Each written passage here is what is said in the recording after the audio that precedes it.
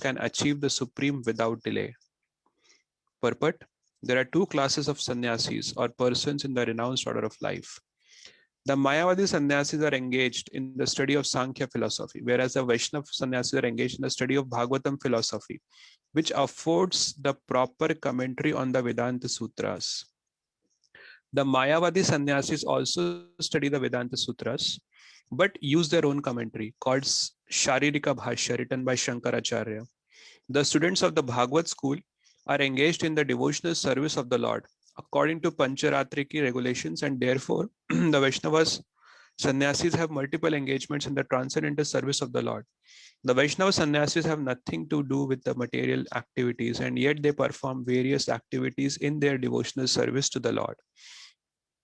But the Mayavadi sannyasis engaged in the studies of Sankhya and Vedanta and speculation cannot relish the transcendental service of the Lord because their studies become very tedious. They sometimes become tired of Brahman speculation, and thus they take shelter of the Bhagavatam without proper understanding. Consequently, their study of the Srimad Bhagavatam becomes troublesome. Dry speculations and impersonal interpretations by artificial means are all useless for the Mayavadi sannyasis. The Vaishnav sannyasis who are engaged in devotional service are happy in the discharge of their transcendental duties, and they have the guarantee of ultimate entrance into the kingdom of God. The Mayavadi sannyasis sometimes fall down from the path of self-realization and again enter into material activities of a philanthropic and altruistic nature, which are nothing but material engagements. Therefore, the conclusion is that those who are engaged in Krishna conscious activities are better situated than the sannyasis engaged in simple speculation about what is Brahman and what is not Brahman, although they too come to Krishna consciousness after many births. नमो विष्णुपादाय कृष्ण पृष्ठाय भूतले श्रीमते भक्ति वेदांत स्वामी निति नामिने नमस्ते सरस्वती देवी गौरवाणी प्रचारिणे निर्विशेष शून्यवादी पाश्चात्य देश तारिणे. Hare Krishna. I'll read the translation one more time. Merely renouncing all activities, yet not engaging in the devotional service of the Lord cannot make one happy. But a thoughtful person engaged in devotional service can achieve the supreme without delay. So we are discussing the 5th chapter. We had discussed 4 and 5 yesterday, verses 4 and 5 of the 5th chapter. So as we know, the 5th chapter started with a question from Arjuna: Sannyasam karmanam Krishna punar yogam cha samshasi yashreya etayor ekam tanme bruhi sanishchitam. So Arjuna had said that you asked me to renounce work and yet again you recommend work with devotion. So kindly tell me which one is more beneficial for me. So actually, so we discussed yesterday that, this looks like a repetitive question in a sense that Arjuna had already asked a similar question in the 3rd chapter. And Krishna had answered that question over there, but he is kind of again asking that question. So what's happening is some words that Krishna is using, that is kind of confusing Arjuna. So the confusing part is, if you remember in the 4th chapter, 39th verse, param jnanam labdva param shantim achiranadi gacchati. So param shantim comes over there. When you get this transcendental knowledge, you will attain supreme lasting peace. That's how Krishna had put it in the 39th verse of the 4th chapter. 4th chapter had only 42 verses, so this comes right towards the end of the 4th chapter.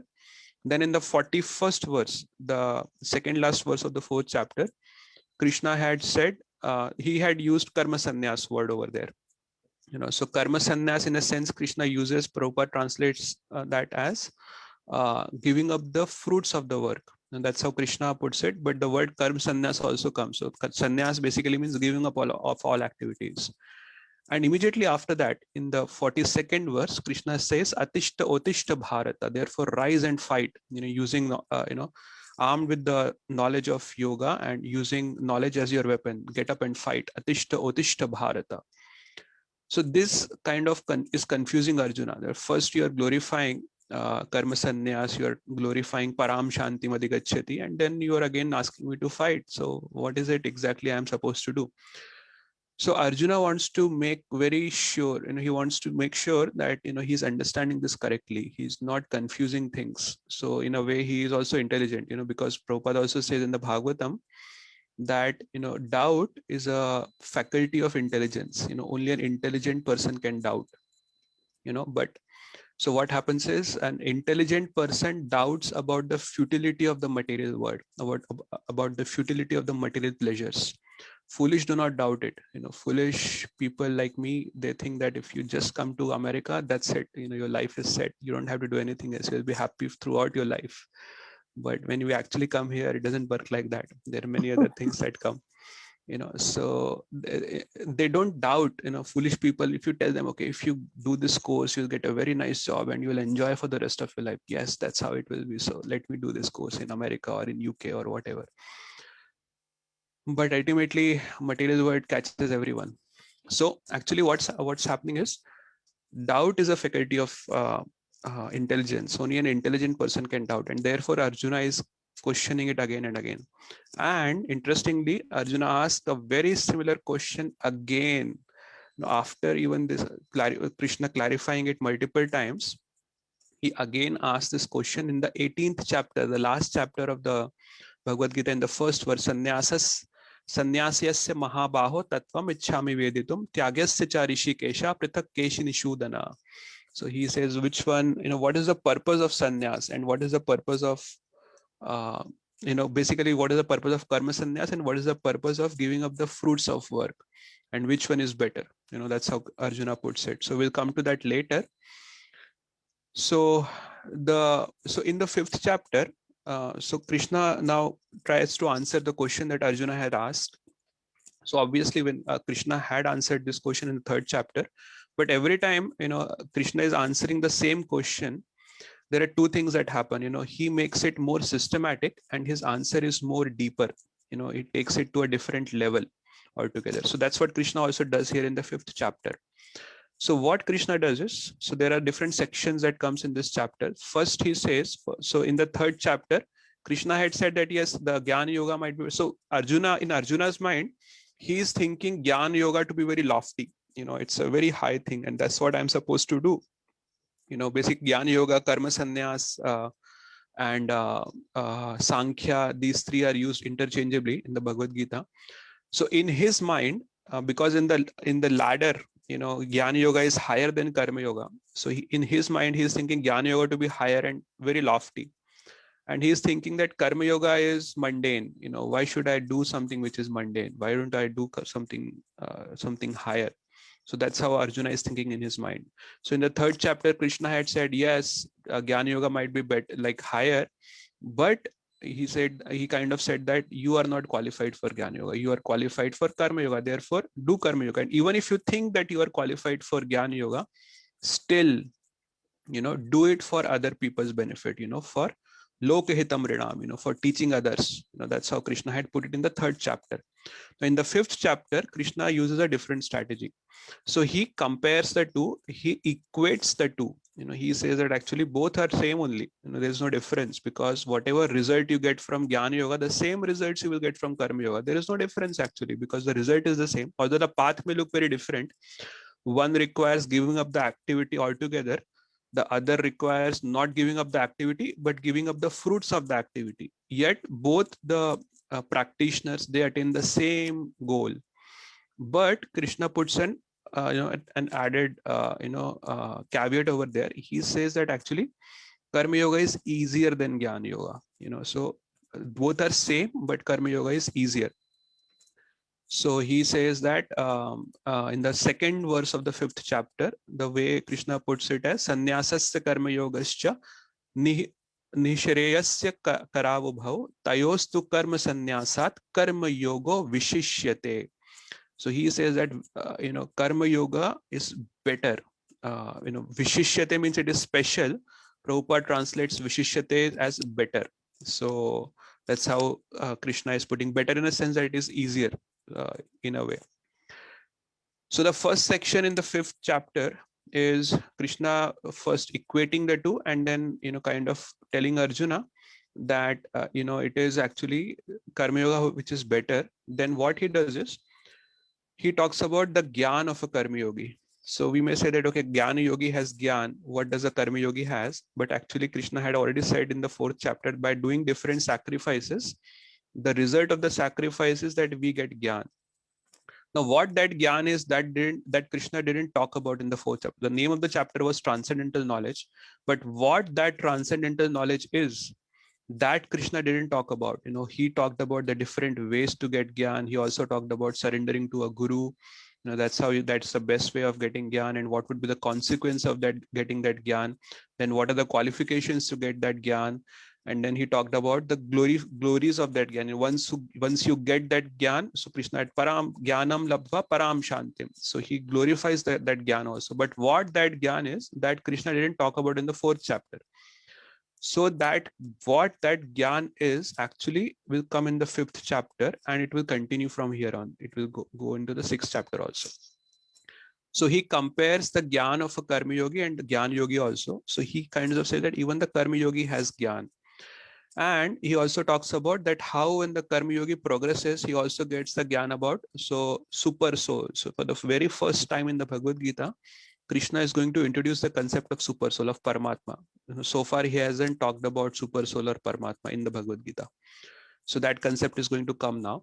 So from there, when he introduces the concept of Paramatma or super soul, so then he'll talk about 2 different ways of attaining, contemplating on the super soul. And from there, he transitions into, so he talks about towards the end of the 5th chapter, he talks about different ways. So first he talks about 2 different ways of approaching the super soul, and then he also talks about the bhakti part. So bhakti will be kind of introduced towards the end, the last verse of the 5th chapter. What is that? Bhoktaram Yagyatapasam Sarvalok Maheshwaram Suradam Sarvabhutanam Gyatva Mam Shantim Richati. So that is kind of the limb of bhakti that Krishna is talking about in the 29th verse of the 5th chapter. So from there, he transitions into 6th chapter, where the full focus is on Dhyana Yoga. So what Krishna is doing here in the 5th chapter is, so in this chapter, he will put aside the Jnana Yoga altogether. From the ladder, he will remove the Jnana Yoga altogether. This topic of Jnana Yoga will not come again until the 12th chapter.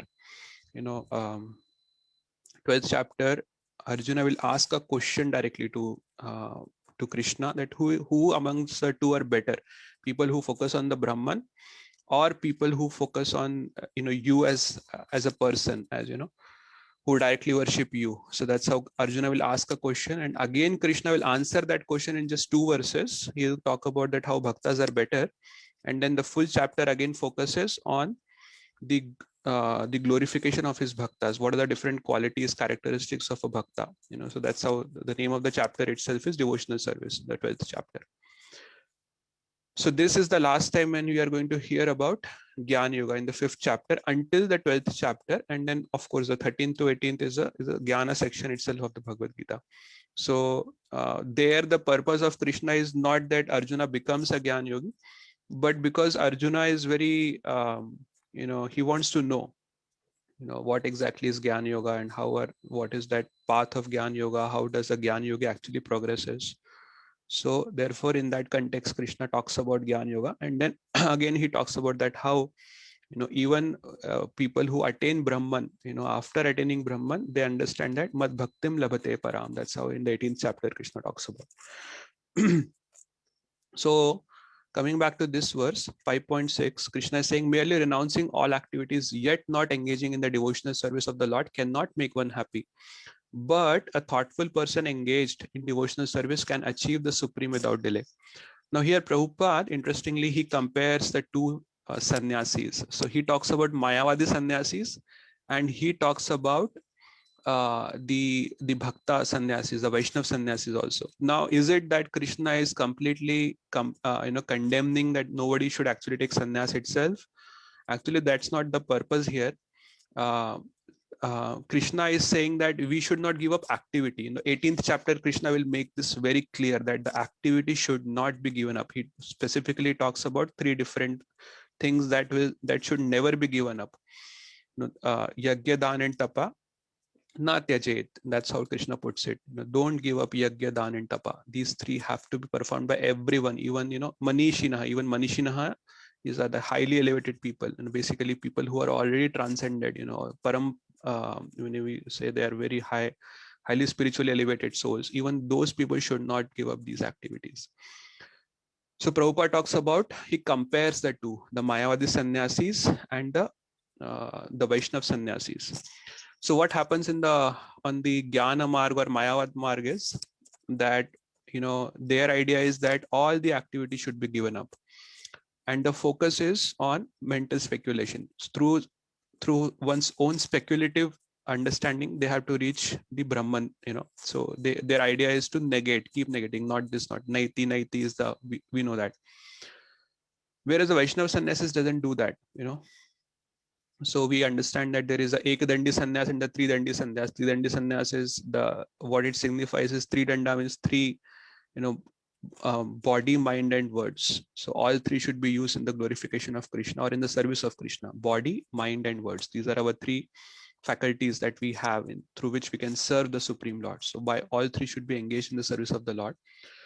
Now, interestingly, the Vaishnav sannyasis, even though they are called sannyasis, yet we see that they have a very vibrant social life, in a sense that not that they are going to clubs and pubs and dancing and enjoying the New Year Eve and all that. No, they have a very active social life in a sense that they engage themselves in the different limbs of bhakti, Shravanam, Kirtanam, Vishnu Smaranam, Padasevanam, all those limbs, and they also try to engage others in it. So for that they have to basically associate with the devotees, or even sometimes with non-devotees. The purpose is to try to bring them on the path of devotion. So of course, it's not that they are not true sannyasis. They are true sannyasis, but what is accepted and what is rejected, anukulasya sankalpena pratikulasya varjanam. So what is anukul is to be accepted, what is pratikul is to be given up. So this is highly anukul, and ourselves engaging in the different limbs of bhakti and trying to engage others in the different limbs of bhakti. This is highly anukul. Even the Vaishnav sannyasis, even if we talk about the different Babajis or the Bhajananandis, they don't go to a forest and live in a kutia. They actually go to Vrindavan, and they actually do a lot of bhajans. They participate in different bhajans, kirtans. They associate with devotees. Sankirtan, as we call it. Sankirtan is a congregational chanting of the holy names. So they do that. So that's how a Vaishnav sannyasi progresses. Prabhupada also talks about that. Basically, we also follow Pancharatrika regulations. Pancharatrika Pancharatrika basically means following the order of the spiritual master and also engaging oneself in deity worship. So deity worship is a very important limb of bhakti, but under the guidance of a spiritual master. So it is not to be done, out of our own accord, as whimsically. We don't have to do it. Okay, so Prabhupada writes, the Vaishnav sannyasis have nothing to do with material activities, and yet they perform various activities in their devotional service to the Lord. But the Mayavadi sannyasis engaged in the studies of Sankhya and Vedanta and speculation cannot relish the transcendental service of the Lord, because their studies become very tedious. They sometimes become tired of Brahman speculation, and thus they take shelter of the Bhagavatam without proper understanding. So it is like a lot of mental work. It is Shushka Gyan. So Shushka Gyan, it is condemned on the path of bhakti. Shushka Gyan is not, so many acharyas, even in our tradition, they have actually told us to stay away from Shushka Gyan. Shushka Gyan is basically mental speculation which has nothing to do with Krishna. So that becomes very, very tedious. It is like a mental gymnastic. And we may like it for some time, sometimes it might give us some titillation, mental titillation, but if you continue to do for a long time, then it becomes very, very tedious. It becomes very, very boring, and that's how Prabhupada is saying that it becomes troublesome. And then Prabhupada writes a very interesting thing. Dry speculation and impersonal interpretations by artificial means are all useless for the Mayavadi sannyasis. The Vaishnav sannyasis who are engaged in devotional service are happy in the discharge of their transcendental duties, and they have the guarantee of ultimate entrance into the kingdom of God. So where does Krishna give this guarantee? Anyone has any idea? Prabhupada writes that they have guarantee of ultimate entrance into the kingdom of God. Where does Krishna give this guarantee?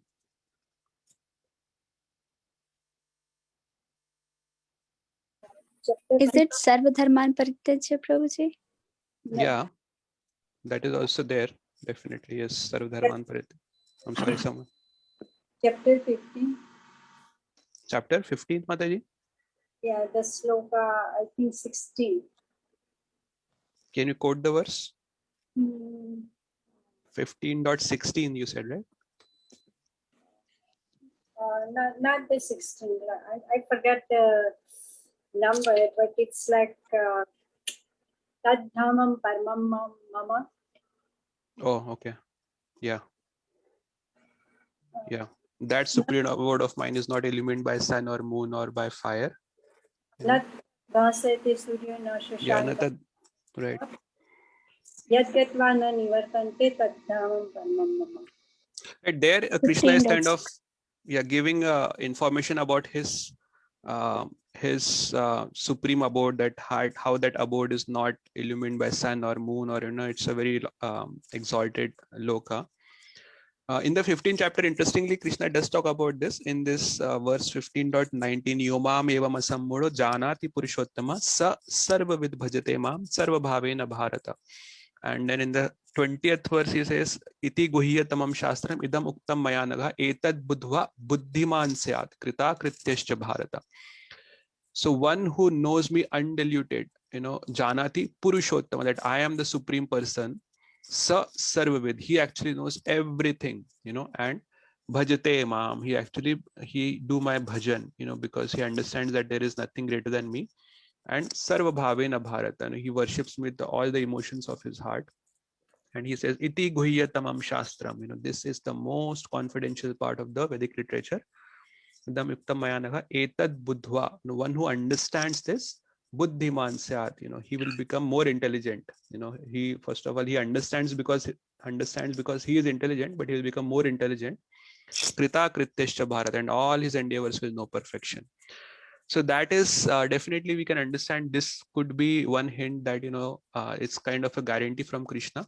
But in the 9th chapter, Krishna talks about Mahatmanas tu mam partha. The first time when he's glorifying the devotees, the first word that he uses to glorify his devotees is Mahatmas. Mahatma is not an ordinary word that is used in the Gita for for ordinary people. Mahatma is a very lofty word that Krishna uses. So Mahatmanas tumam partha daivim prakritim ashritaha. They are under the protection of divine energy. They're under the protection. So that means they're always protected. Daivim prakritim ashrita bhajante ananya manaso gyatva bhutadim avyayam. And then he also talks about satatam kirtayanto mam namashtante yatantascha dridvataha namashtantashya mam bhaktya nitya yukta upasate. So that's how he glorifies the devotees. So that kind of gives a hint that the devotees are always under the protection of the divine energy. Which is that verse where he has Arjuna declare my devotees never defeated? That's that verse too, right? Yeah, Arjuna pratijanihi name bhaktya pranishyati. That also comes in the 9th chapter. I don't exactly remember the verse number, 31 or 32 maybe. 9th chapter has 34 verses. 34th is manmana bhav mad bhakta madhyaji mam namaskuru. So if you are engaged like this, you will definitely come back to me, Manmana. So that's also one of the verses where Krishna kinds of promises that if you're engaged in my devotional service, you'll surely come back to me. So, but yes, Namaye Bhaktya Pranishyati. So that comes more in a sense that api chet suduracharo bhajate mam ananya bhak sadhureva samantavya samyak vyavasito hi saha shipram bhavati dharmatma Shashvat Shantim Nigachati, Konteya Pratijani, Name Bhaktya Pranishyati. So there the idea is that even if a person, a devotee may sometime commit something very, very abominable, still he is to be considered Mahatma. And then Shipram Bhavati Dharmatma. He will, very quickly he will become righteous and he'll come back on the right path. And even if it doesn't happen, still Krishna says, Name Bhaktya Pranishyati, Konteya Pratijani, Name Bhaktya Pranishyati. So in that sense, Krishna is saying that sometimes the Vaishnavas may commit some mistakes, some occasional slips and falls may be there, but it is not that they fall down completely. Krishna is there to Name Bhaktya Pranashyati. In that context, Krishna is saying there in that verse in the 9th chapter. I don't exactly remember the verse number, Mataji. 931. It is like you said. 931. Okay. Yeah. So Prabhupada is saying that they have the guarantee of ultimate entrance into the kingdom of God. The Mayavadi sannyasis sometimes fall down from the path of self-realization and again enter into material activities of a philanthropic and altruistic nature, which are nothing but material engagements. So this is unfortunately what had happened in Bengal itself. So there we have, of course, we have the Gaudiya lineage that originates from Bengal. But right now, currently, the most prominent Mayavad lineage also is coming from Bengal. So they kind of diluted the whole idea. So they had given these slogans that Nar Seva hi Narayan Seva hai. And they basically equate Nar Seva in the sense that doing you know philanthropic works equal to devotional service, Narayan Seva and Nar Seva. The Madhav Seva, Manav Seva is he Madhav Seva hai. These kind of words, they slogans they have used, which kind of, so right, and that's why we hear nowadays, especially in India, I have not heard it in US so much, that instead of opening temple, why don't you open hospitals? Why don't you open schools? In fact, current, if you remember now, the Ayodhya verdict when it came out, and the Supreme Court ruled in the favor of the Ayodhya temple to be built. So even Hindus, they came forward and they started protesting that why do you want to waste so much money in building such a huge temple? Instead use that money to make hospitals, make temples. So that had happened because they kind of equated Nar Seva and Narayan Seva and Manav Seva and Madhav Seva. So that's what Prabhupada is hinting at, and this had started even at the time of Bhakti Siddhanta Saraswati. So what had happened at that time was the Christians, they had tried for a long time to convert Hindus. For 200 years or so, they couldn't had much breakthrough.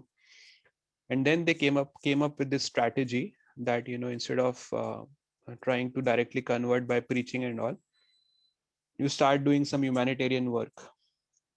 And then that's how they started opening hospitals, schools. They also started giving monetary benefits, and a lot of Hindus, especially the lower caste, they started getting converted left and right. And that kind of triggered the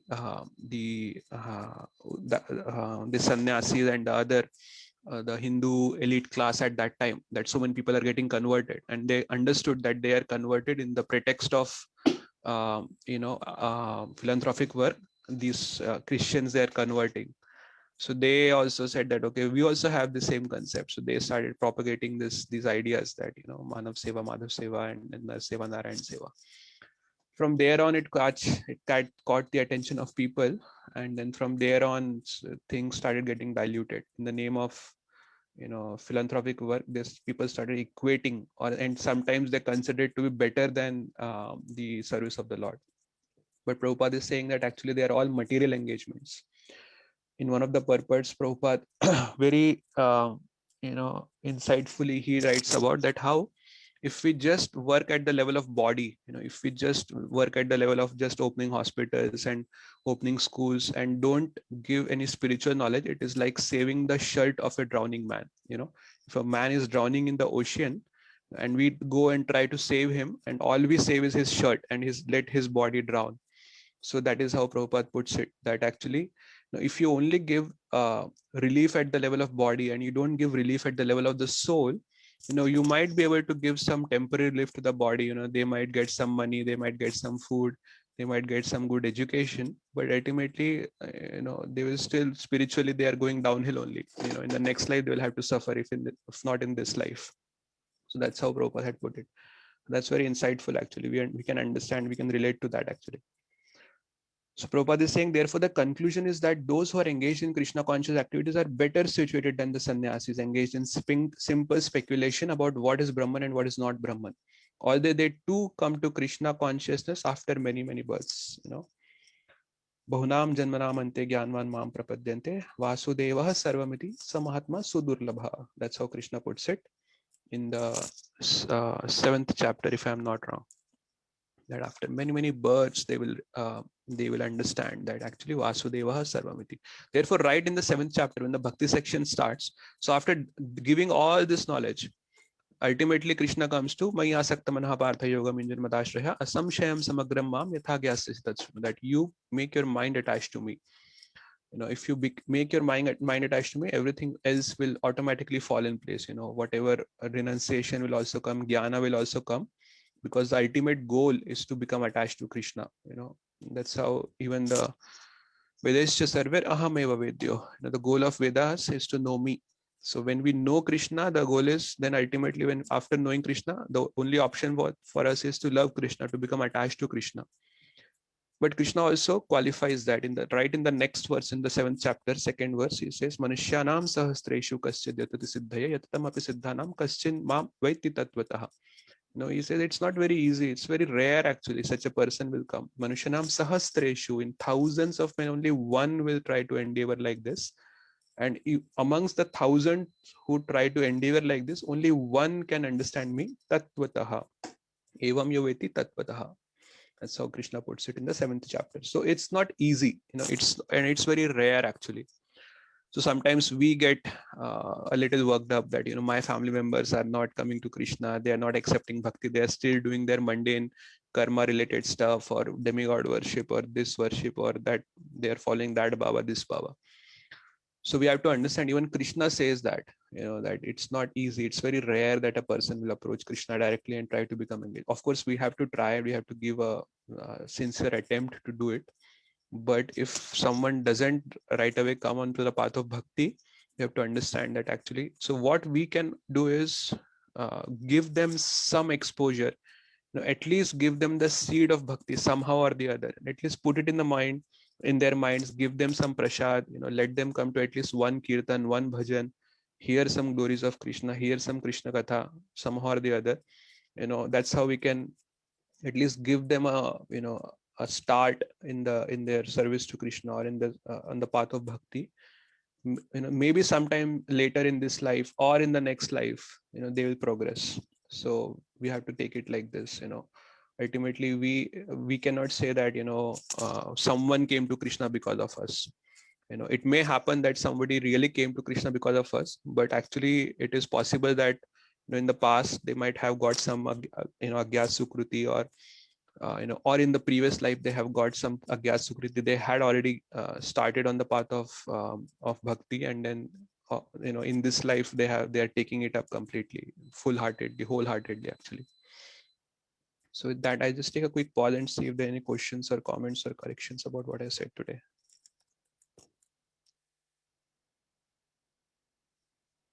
Any questions, corrections, realizations, comments?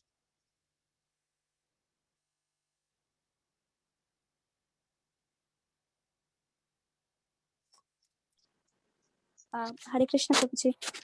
So, Prabhuji, many of the times our friends and the relatives also, they would say that, yes, what is the point of making a temple when there is a lot of need of making hospitals and other social welfares? So what should be the answer to that, Prabhuji, when we see there is real need in under this corona pandemic situation, where we really need a good amount of hospitals where people um, can go and could be taken care of. So in that scenario, what should be the answer, Prabhuji?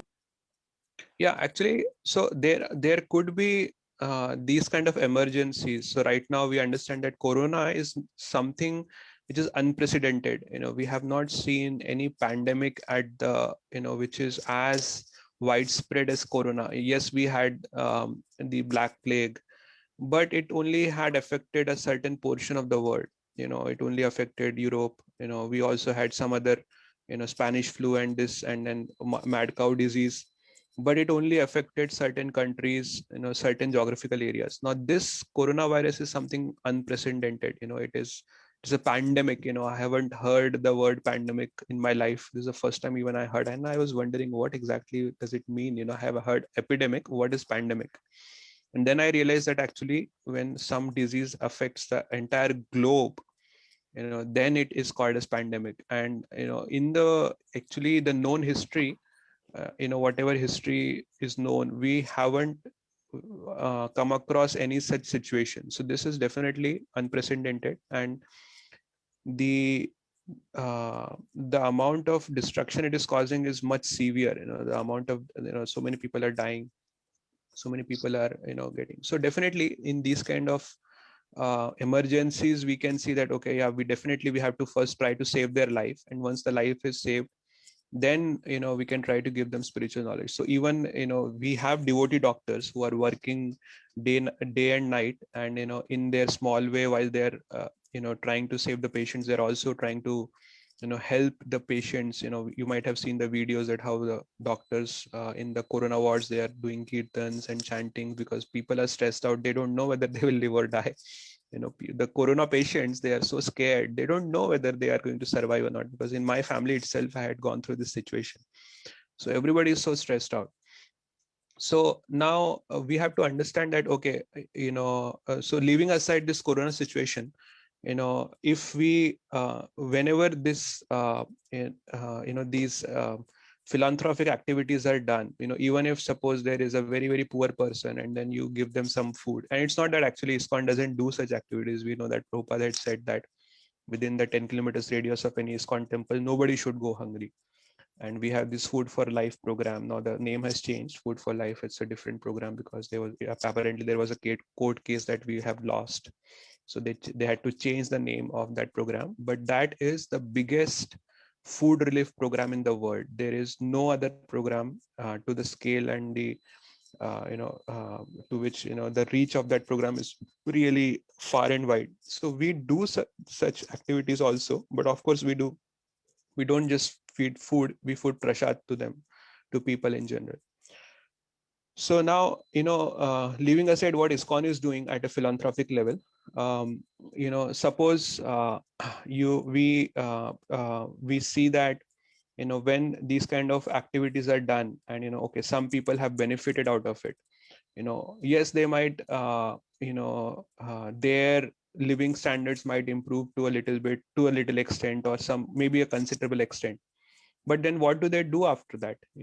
What is the purpose of that? Okay, we all want to live, but what is that purpose? There has to be a purpose to it. And is it that people sometimes understand that yes, bhakti is important, but even materialistic the relief at the level of material material body is also important. And we also accept to a certain extent, but we have to understand that after providing that relief, does a person really come to Krishna? Does a person really start their spiritual journey? More often than not, we don't see that happening. And even if you look at things, the bigger problem in the world today is not that people are going hungry. The most challenging situation in the world today is obesity. So only a very small population of the world is suffering from hunger, but a very big population is suffering from obesity. And what does it indicate actually? So it indicates that there is no dearth of natural resources. It's just that people have become greedy. It is the distribution of those natural resources is not happening properly. There has to be some organization that is required to distribute that. Of course, we see that there are certain countries which are very poor. There could be some natural disasters or natural reasons for them being poor. So the real bigger problem is the allocation of natural resources. It's not that the resources are not available, they are just not allocated. And even in those countries like Somalia and all, we see that there's so much corruption. Actually, it's not that the resources are not being supplied to them. The resources are being supplied to them, but because of the greed of certain section of people, they withhold those resources for them, and they don't let those resources reach the common, the masses. They just try to benefit out of it. There was a very interesting discussion I was hearing. This was first time I think our ISKCON had also participated in this. There's a it was like a conference by UNESCO. So there are these organizations affiliated to what is that, the UNO, United Nations organization, so UNESCO, WHO, World Health Organization. These are all offshoots of UNO. So there, the head of UNESCO in India, he was speaking. So he was, and this was really back sometime in 2007 or 8 or maybe 2009 at that time. So he was talking about that, actually something very interesting. He said that they are doing these activities in at least 137 or 138 places where they are putting a lot of money, a lot of resources. And the latest program that they started in any country was at least 5 years old, and there are programs which are running from older than that, maybe 15 years, 20 years, 25 years. And then he said that, even after running for 15 years, 20 years, 5 years, and I'm sorry to say that not even at one place, not even at one single place, the situations have actually improved. On the other hand, situations have deteriorated further. Now, even after trying to help, so what does it indicate? Actually, it indicates that it is not that people need money and food and all. They need knowledge. They should first understand that they are not the body, they are soul, and that's how they will be able to control their greed, lust, envy, pride. That is the real enemy of the people. So it was a very insightful speech that he had given. So he was talking, what are the problems they face on the ground, and why. And he was not talking just from an India perspective. He was talking from an entire world perspective, because he was the head of India. He had the visibility into all the programs that were running in the whole world by UNESCO. So he had that visibility, and from that experience he was sharing that. And he also agreed that it is not just the resources and food and education and shelter. Sometimes we have this concept of peacekeeping forces. So what does that mean? Sometimes they have to use force to control people, because people have so greedy, they try to attack and take away those resources. They want to enjoy it for themselves. So they have to keep peacekeeping. For even India sends peacekeeping soldiers to different countries.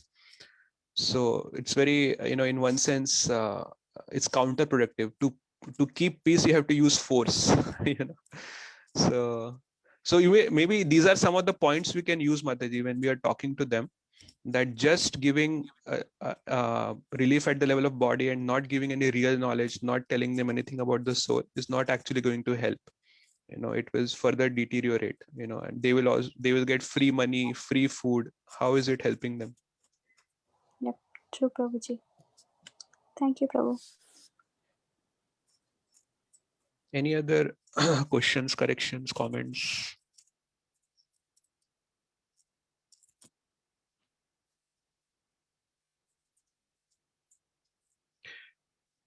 Also, I would like to say about this is that these kind of activities, providing for food, shelter, and all, these are, traditionally it is like a Kshatriya activity. Kshatriyas are supposed to make sure that everyone is protected, everyone is given proper attention, food, water, everything should be proper. We know that there were kings who used to go in a garb amongst the citizens, and they try to understand what are the problems of citizens, and they try to solve them. That's how the kings used to be. Brahmanas, they are not supposed to give these kind of things. So ours is a Brahmanical movement. We are meant to give knowledge to the society. Knowledge in the sense, the knowledge of soul. We know that the Vaishnav sannyasis, they live in utter poverty. We see the 6 Goswamis, even though they had wealth, they had renounced that wealth, and they used to live in utter poverty, and they used to focus on their bhakti and bhakti related activities.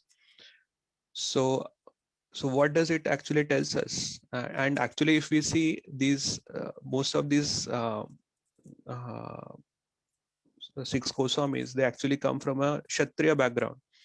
Rupa and Sanatan Goswami, they were like ministers in the court of that, the Muslim Nawab.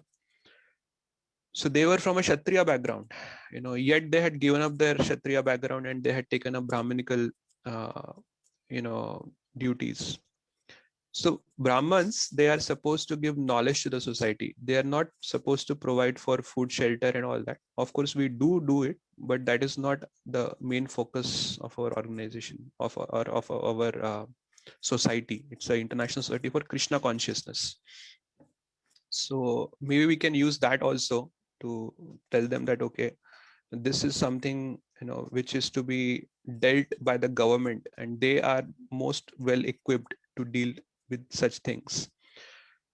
Even when the time of corona, if you and me, if we try to go and try to do something on the ground, more than not we are going to deteriorate the condition further. We might ourselves become victim of corona, and then we might become an instrument to further spreading this corona disease, because we are not trained, we are not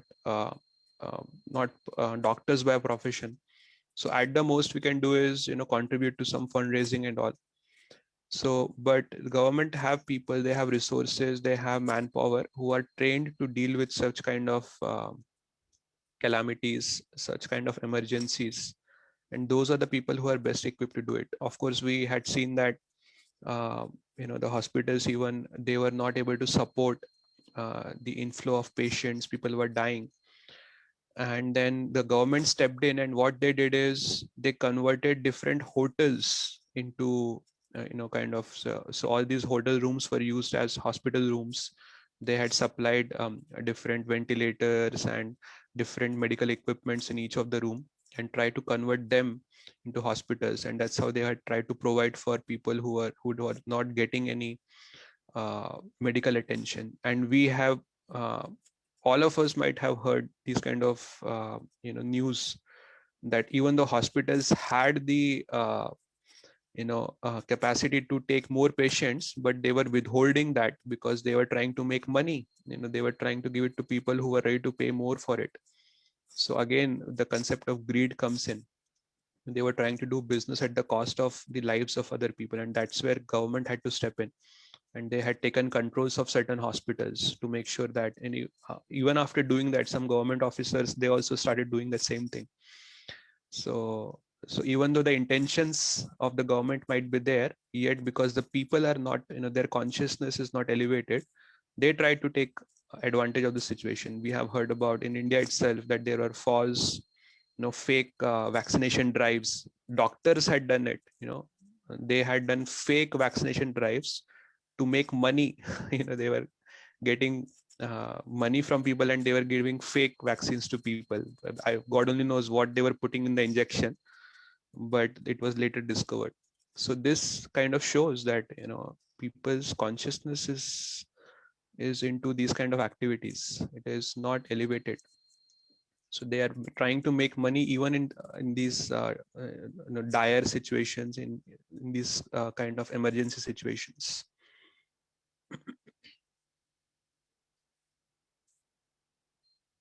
Any other questions, comments, corrections? Anyone would like to add to this? Hare Krishna Prabhu, Dandapat Jai Sri Prabhupada. You explained very well, but I am not as patient as you.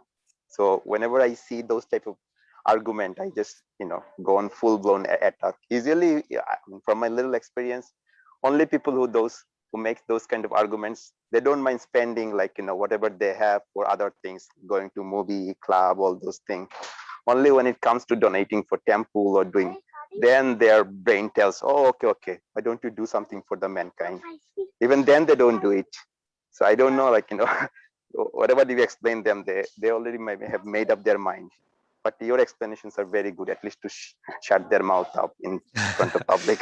Yeah, I mean, I have also tried to use those kind of arguments with people, that when you go to watch a movie, you don't think about giving that money to a poor person. You just waste that money in entertaining yourself. Why don't you give that money for the cause of these special causes like these? But I have seen that doesn't go very well with people. It is in a way, they take it that we are trying to attack them, and they kind of don't like it. So I mean, you are right. Prabhupada had used these kind of strategies at times, and these strategies can be used for people who are just arguing for the sake of arguing. They have no scope of any any benefit out of that discussion. They don't want to benefit from the discussion. They just want to put you down. So for those people we can use that. But if someone is sincerely inquiring that why are you doing this, why don't you actually use this money for hospitals and schools and all, and I mean, we can understand. Prabhupada used to understand. At times Prabhupada used to give sarcastic replies to people. At times he used to, also give very detailed philosophical, explanations to actually enlighten that person. So we have to see what kind of person we are talking to. If it is just an argument where the person is trying to put us down, we can use those kind of arguments definitely. Once when we were doing book distribution, this guy is from Ramakrishna Mission or something, and he was saying, what is the use of giving Bhagavad Gita and Bhagavatam? The world is suffering, that same kind of argument.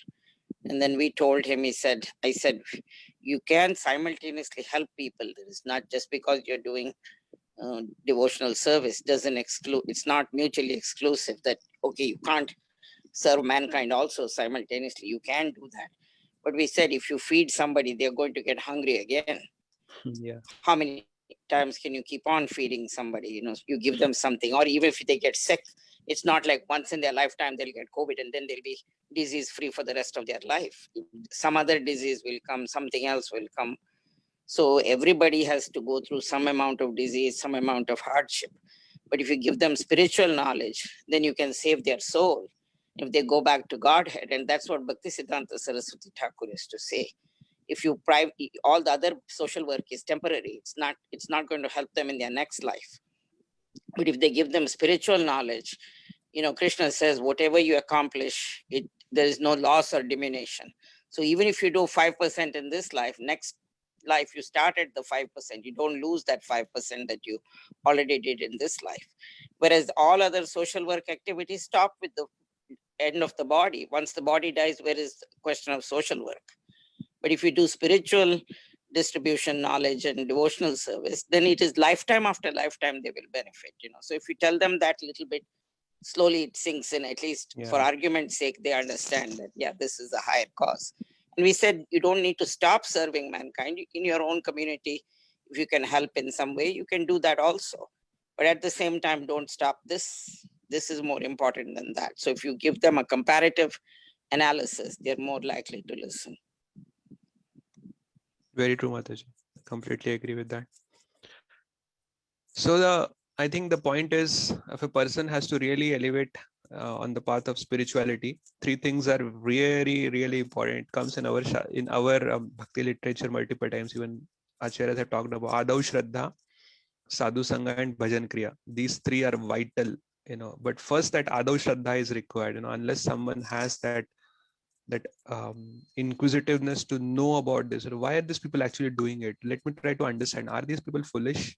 They don't look foolish. They look very intelligent. Let me try to understand what they're doing. So that is Adav Shraddha. And from there, if they get Sadhu Sangha and people start answering their question and things start sinking into their mind, their brains, from there, if they do Bhajan Kriya, if they come to Bhajan Kriya somehow, then there is a hope for them to actually elevate themselves on the path of bhakti. From there, Shraddha, Ruchi, Nishtha, all those things start from there. So Anartha Nivritti, of course, happens up first, and then other things follow after Anartha Nivritti.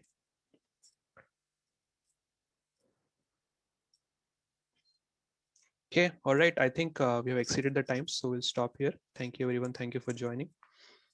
Vancha kalpatarubhyascha kripa sindhyabhya evacha patitanam pavanebhyo vaishnavebhyo namo namah. Ananta koti Vaishnavrinda ki jai.